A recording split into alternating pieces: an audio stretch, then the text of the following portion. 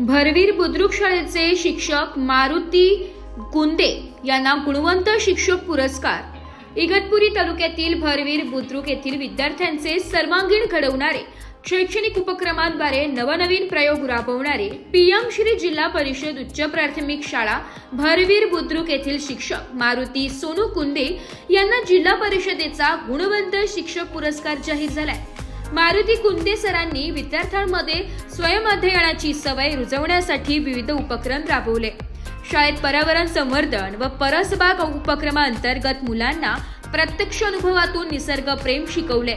विज्ञान प्रदर्शन, शैक्षणिक सहली व कार्यशाळा यामुळे विद्यार्थ्यांमध्ये सृजनशीलता व आत्मविश्वास वाढीस लागलाय। शिक्षण क्षेत्रात तंत्रज्ञानाचा वापर करून अध्यापन अधिक प्रभावी करण्याचे ध्येय त्यांनी साध्य केले। तसेच आदिवासी भागातील शाळेत काम करताना त्यांनी आदिवासी संस्कृतीचे संवर्धन घडवून आणले। ग्रामीण व आदिवासी भागातील शैक्षणिक अडचणींवर मात करताना पालक व ग्रामस्थांचा सहभाग वाढवण्यासाठी त्यांनी विशेष प्रयत्न केले। त्यांच्या दृष्टीने आदर्श शिक्षक म्हणजे विद्यार्थ्यांमध्ये जीवनमूल्य, संस्कार व आत्मविश्वास रुजवणारा शिक्षक।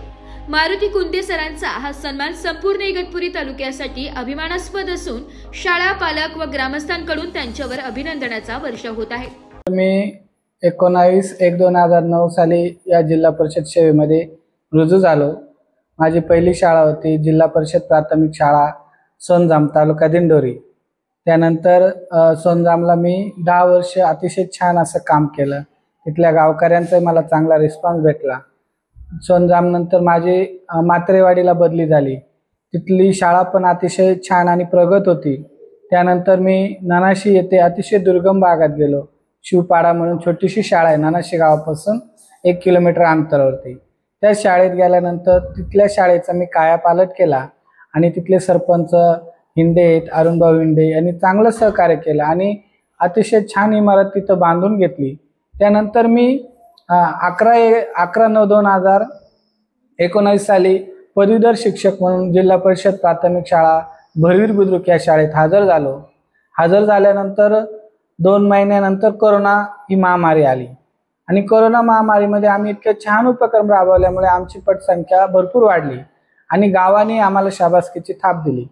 त्यानंतर सर हा पुरस्कार मिळण्यामागे शाळेमध्ये आपण प्रत्येक शिक्षकाला वाटतं की आपण एवढं चांगलं काम करत असतो आणि आपल्यावर कुठे पाठीवरती शाबासकीची थाप मिळावी। माझ्या एक शैक्षणिक करिअरमध्ये आता माझी 17 वर्ष सेवा झालेली आहे आणि मला हा पुरस्कार मिळाला। मला खूप समाधान वाटलं की माझ्या कामाची दखल जिल्हा परिषदेने घेतली आणि माझ्यासारख्या सामान्य शिक्षकाला पुरस्कार दिला।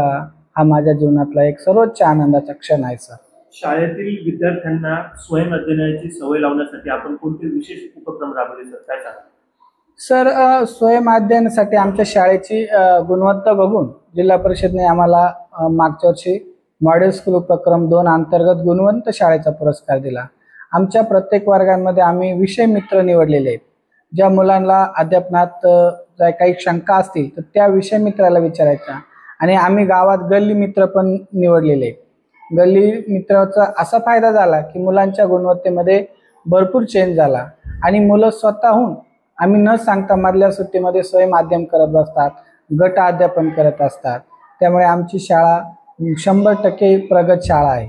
पर्यावरण संवर्धन व शालेय परसबाग या उपक्रमांमुळे मुलांमध्ये काय बदल जाणवतो?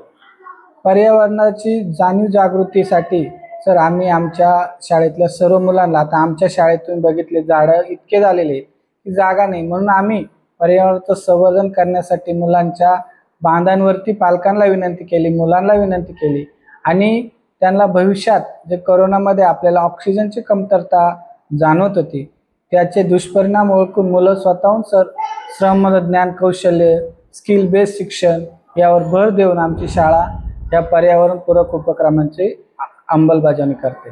शाळेत आपण घेतलेल्या वैज्ञानिक प्रदर्शन, शैक्षणिक सहली व कार्यशाळा याचा विद्यार्थ्यांना कशा प्रकारे उपयोग होतो? सर आम्ही आमच्या शाळेमध्ये मागच्या वर्षी अंधश्रद्धा निर्मूलनचे काही प्रयोग सादर केले होते आणि जे अंधश्रद्धा मुलं ग्रामीण भागात कशी पसरवली जाते आणि त्याचे सत्य वैज्ञानिक कारण काय हे आम्ही मुलांना दाखवून दिले।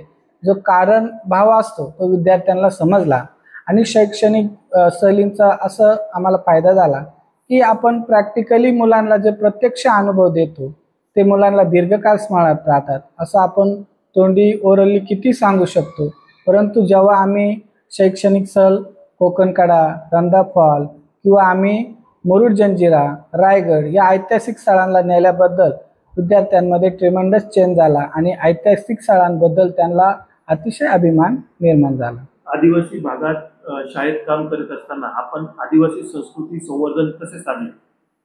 सर, आमचा इगतपुरी तालुका आदिवासी भाग आहे आणि आदिवासी मुलांची बोलीभाषा, त्यांचा लाजरा स्वभाव असतो. आम्ही सर्व शिक्षक त्यांना अतिशय आपुलकीने जवळ घेऊन विचारतो, विचारपूस करतो आणि त्यांच्या ज्या चालीरीती आहेत, बोलीभाषा आम्ही शिकण्याचा प्रयत्न करतो आणि त्यांच्यामध्ये आत्मविश्वास तयार करण्याचा आम्ही प्रयत्न करत असतो आणि वेगवेगळ्या आदिवासी सणांमध्ये आम्ही स्वतः सर्व शिक्षक सहभागी होतो.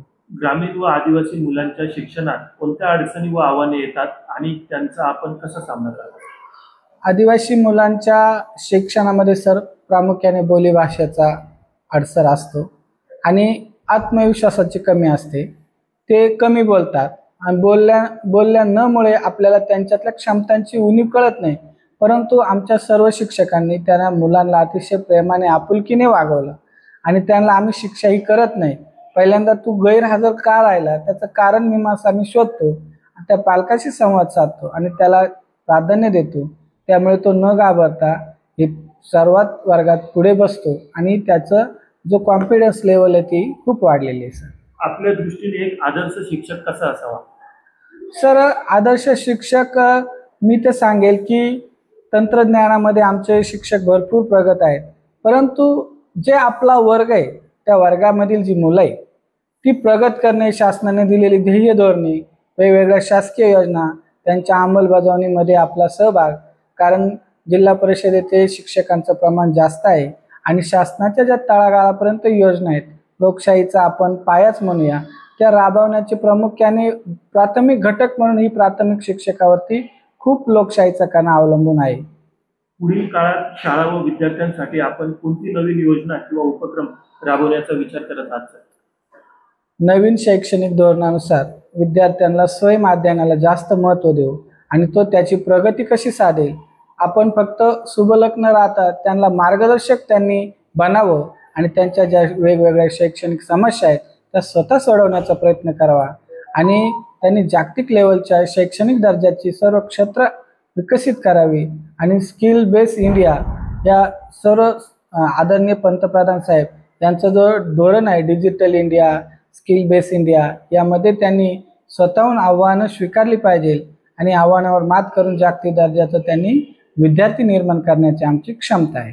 जाता जाता शिक्षकांना व विद्यार्थ्यांना काय संदेश द्याल? आमचे विद्यार्थी आणि शिक्षक यांना मी आवाहन करू इच्छितो की येणारी प्रत्येक शंका समाधान हे आपण आव्हान म्हणून स्वीकारावं आणि प्रत्येक आव्हान आपल्याला काहीतरी नाविन्यपूर्ण शिकायला देत आहे. येणाऱ्या भविष्याकडे आपण लक्ष द्यावं आणि पुढील पिढीला चांगलं मार्गदर्शन होईल या दृष्टीने मी आमच्या शिक्षकांना शुभेच्छा देतो. जिल्हा परिषदेचा आदर्श गुणवंत शिक्षक पुरस्कार कुंदे सरांना जाहीर करण्यात आला आहे. कसे बघता याकडे काय सांगाल? मी मुख्याध्यापक PM श्री जिल्हा परिषद शाळा भरवीर बुद्रुक, तालुका इगतपुरी, जिल्हा नाशिक. आमच्या शाळेतील विज्ञान पदवीधर शिक्षक MSc DED असलेले, या शाळेमध्ये त्यांनी अत्यंत सुरुवातीपासूनच अगदी तळमळीने काम केलेलं आहे. विविध उपक्रमांमध्ये त्यांनी भाग घेतलेला आहे. MSc विज्ञान असल्यामुळं त्यांनी तालुकास्तरीय, जिल्हास्तरीय विज्ञान प्रदर्शनामध्ये भाग घेऊन अत्यंत चांगली अशी कामगिरी केलेली आहे. आमची शाळा डिजिटल असून कुंदे सरांचा वर्ग आणि इतर सर्वच वर्ग डिजिटल असल्याने त्या डिजिटल साधनांचा उपयोग करून विद्यार्थ्यांप्रती ते अतिशय सौहार्दपूर्ण वातावरणामध्ये ते शिकवतात आणि त्याच्यामुळेच विविध उपक्रम राबवून विद्यार्थ्यांना जास्तीत जास्त बोलकं करण्याचा त्यांचा प्रयत्न आणि शाळेमध्ये राबवलेले विविध उपक्रम हे त्यांचं एक नाविन्यपूर्ण उपक्रम आहे आणि त्याच्यामुळंच यावर्षी महाराष्ट्र शासनाने त्यांना जिल्हा आदर्श शिक्षक गुणवंत पुरस्कार जिल्हा परिषदेने जाहीर केला. त्याबद्दल मी शाळेच्या वतीने आणि मुख्याध्यापक या नात्याने कुंदे सरांचा मी अभिनंदन करतो आणि त्यांना असेच इथून पुढे राज्याचा पुरस्कार पण मिळो, राष्ट्रपती पुरस्कार पण मिळो असे मी शाळेच्या वतीने त्यांना शुभेच्छा देतो. थांब. जिल्हा परिषदचा गुणवंत आदर्श शिक्षक पुरस्कार 5 सप्टेंबर या शिक्षक दिनाच्या दिवशी जाहीर झाला आणि आम्हाला सगळ्यांनाच खूप आनंद झाला, कारण की आम्हाला अपेक्षा होती शिक्षक पुरस्कार तो कुंदे सरांना मिळाला. त्यांचं खूप खूप अभिनंदन आणि एक अभिमानाची गोष्ट, कारण की भरवीर बुद्रुक या शाळेचं नाव तालुक्यामध्ये पण आणि जिल्ह्यामध्ये सुद्धा गौरव झालेला आहे. त्याबद्दल मी कुंदे सरांचं खूप खूप अभिनंदन करतो आणि इथून पुढे सुद्धा त्यांना राज्य पुरस्कार त्याच पद्धतीने राष्ट्रपती पुरस्कार मिळावा ही शुभेच्छा देतो आणि थांबतो. धन्यवाद. माझे नाव उज्ज्वला ज्ञानेश्वर भोंडवे. माझी शाळा जिल्हा परिषद प्राथमिक शाळा भरवीर बुद्रुक तालुका इगतपुरी जिल्हा नाशिक.